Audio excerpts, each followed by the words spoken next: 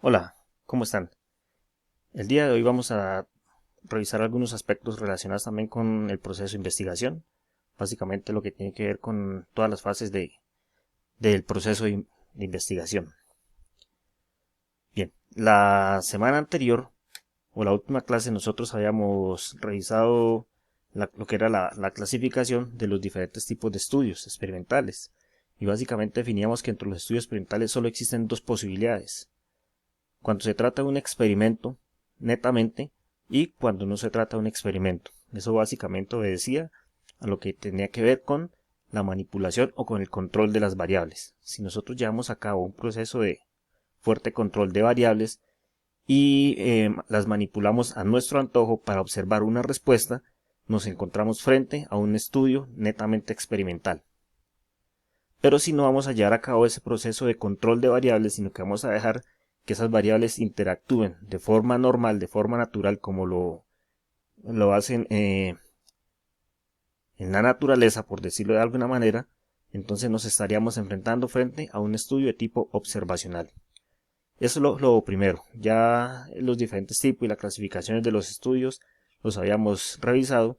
Básicamente es que si nosotros llevamos un proceso de aleatorización, pues sí podemos hablar de un experimento puro, y si no llevamos a cabo el proceso de aleatorización, nos estaríamos enfrentando a un cuasi experimento.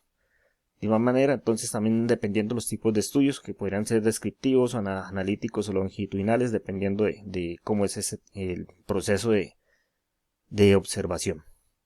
Bien, vamos a dar inicio realmente a lo que nos ocupa el día de hoy, y es todo lo que es el proceso de investigación. ¿Qué es una investigación? Entonces, inicialmente nosotros vamos a entrar a definir lo que es un proceso de investigación o lo que es un experimento. Ya en algún momento hemos dicho que un experimento es un cambio en las condiciones de operación de un sistema o proceso, que se hace con el objetivo de medir el efecto del cambio en una o varias propiedades del producto o resultado.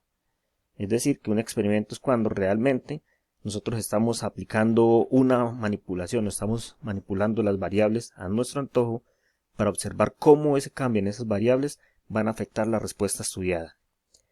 El diseño de experimentos, entonces, básicamente es la aplicación del método científico para generar conocimiento acerca de un sistema o proceso por medio de pruebas planeadas adecuadamente. Esta metodología pues se ha ido consolidando como un conjunto de técnicas estadísticas y de ingeniería que permiten entender mejor situaciones complejas de relación causa-efecto, que era el famoso gráfico que nosotros también ya habíamos visto, el gráfico de causalidad. Es decir, que todas las causas originan un efecto. En este caso, cuando vamos a hablar de una investigación netamente, pues van a surgir algunos cuestionamientos, surge una pregunta principal, y es definir cuál es el problema de investigación. Ese pues básicamente va a ser como nuestra primera etapa, nuestra primera fase. Una vez hemos entrado a definir el problema de investigación, pues van a surgir también otra serie de preguntas, otra serie de cuestionamientos, por ejemplo, el por qué se hace esa investigación o por qué es importante realizar esta investigación, para qué hacemos ese proceso de investigación, quién ha hecho antes también algo de este proceso de investigación, es decir, estamos hablando básicamente de la búsqueda de antecedentes, cómo se ha llevado a cabo también o cómo debo realizar la investigación y cuánto tiempo me va a tomar, cuántos recursos voy a gastar, cuánto material. También recordar que a partir de la definición del problema de investigación, entonces entramos a formular la pregunta de investigación. Y aquí es cuando surge también una pregunta importante, y es, en este punto donde llevamos a cabo el planteamiento de la hipótesis, yo en algún momento les había indicado también que no todos los estudios llevan hipótesis.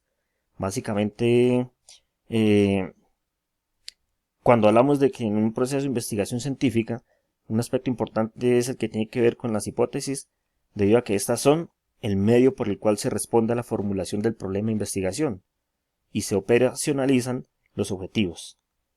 Se formulan hipótesis básicamente cuando la investigación se requiere probar una suposición, es decir, no toda suposición es hipótesis, y no solo mostrar los rasgos característicos de una determinada situación.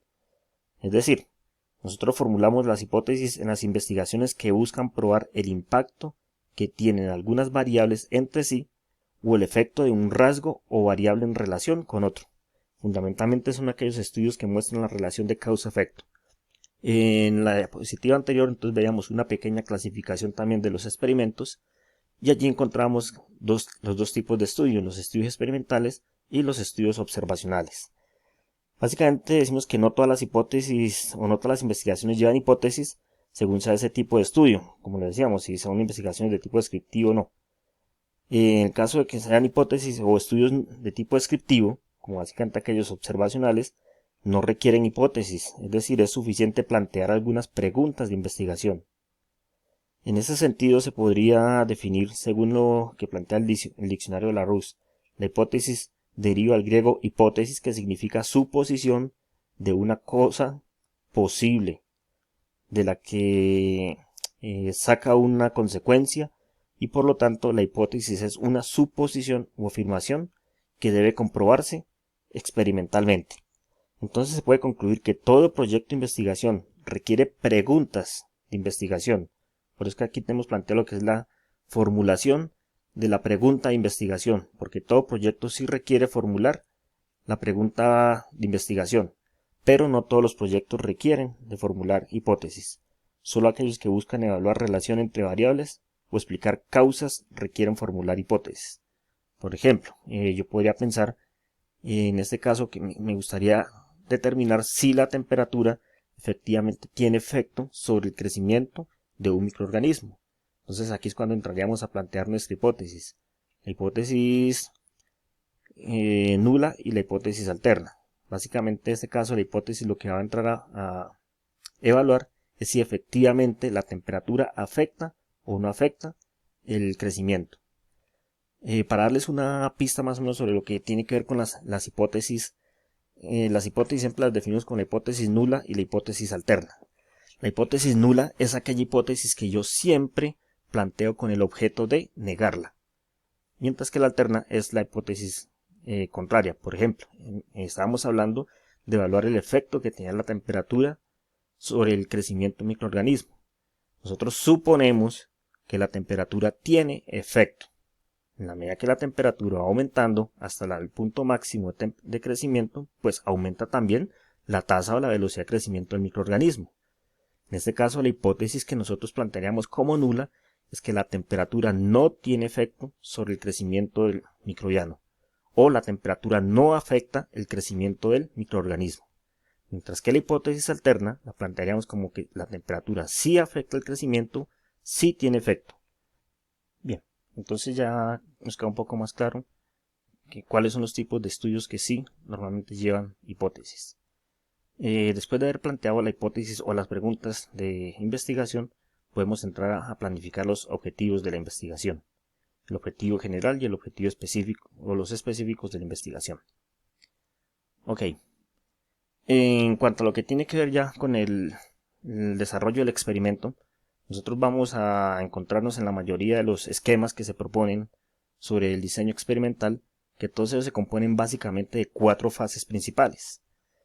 Estas fases consisten en una primera fase que es la planeación, que es básicamente todo el desarrollo teórico de la investigación. La segunda fase que ya es la realización o ejecución del experimento. Una tercera fase que tiene que ver con el proceso de análisis e interpretación de los datos que se recogen después de la ejecución del experimento. Y finalmente, a partir de esos datos, poder tener un control de la investigación, sacar nuestras conclusiones finales y, si es el caso, publicar esos resultados. Entonces este es el proceso de investigación que está adaptado también de La Vara y Gutiérrez, como lo pueden observar aquí en la bibliografía en la parte inferior, de 4 fases. Más adelante vamos a entrar a explicar cada una de esas fasecitas. En esta diapositiva también nos encontramos con el denominado ciclo de la calidad de Deming, el ciclo PDCA. Es un ciclo en el cual también se compone por 4 fases, es un ciclo que se aplica en todos los sistemas de calidad, una estrategia de mejora continua en los diferentes procesos.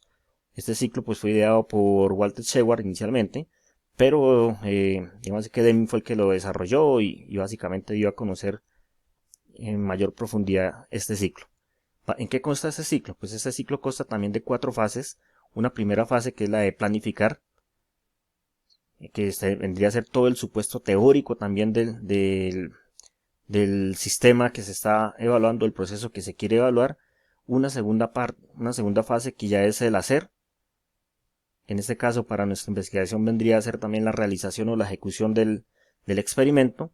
Una tercera fase que es la verificación, que en el caso de nosotros pues ya es analizar, tomar los datos, analizarlos, y a partir de esos datos empezar a interpretarlos.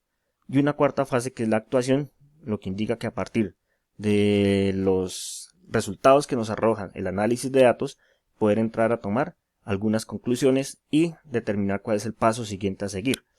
La idea también aquí es que esto es un ciclo, porque cada vez que finalizamos alguna de las actividades, alguna de las etapas de ese proceso de investigación y generamos unas conclusiones, esas conclusiones nos van a dar unas pautas para continuar con el proceso de investigación.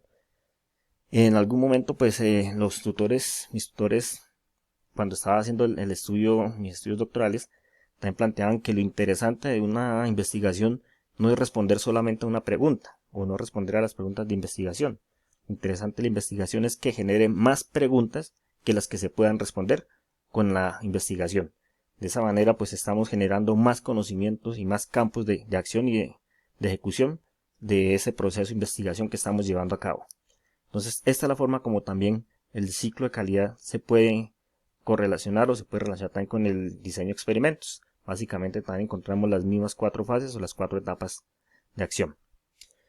Siempre se nos ha dicho también que en todos los procesos de investigación pues hay que aplicar la teoría del método científico, el cual consiste en una aplicación de lógica y objetividad al estudio y entendimiento de un fenómeno. Que este método científico es una característica esencial del mismo, hacer un examen de lo que ya se conoce. Este método científico pues también se compone de diferentes fases, diferentes etapas, las cuales encontramos en esta otra diapositiva.